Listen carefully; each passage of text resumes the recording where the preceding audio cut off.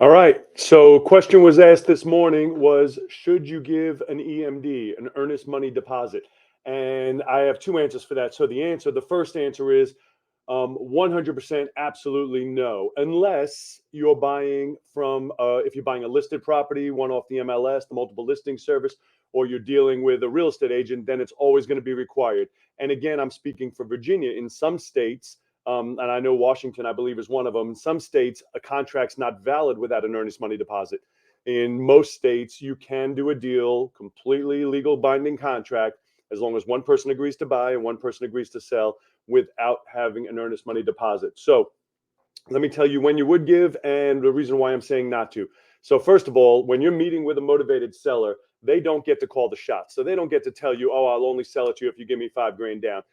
Secondly, you don't know until title search comes in if that person even owns the house, let alone has clear title or has the ability to sell. We don't know anything. It could be a tenant in there who called the We Buy Houses sign and is telling you he'll sell it ridiculously cheap because he wants that 5 grand down or 1 grand down or whatever it is you may give him.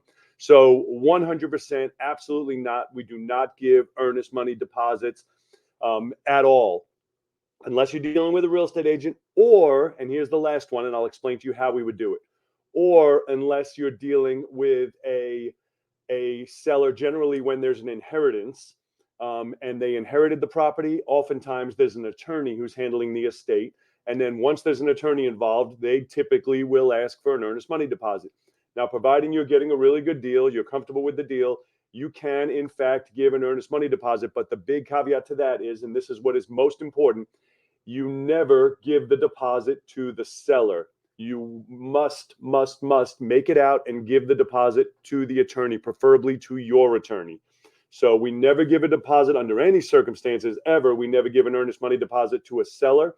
And then on the rare occasions where we do have to give an earnest money deposit, we go ahead and give it to the attorney, preferably your attorney, unless of course there's an agent involved, in which case you would give it to the attorney, to the agent, and they would be the one to hold it in escrow. So I hope that answers your question.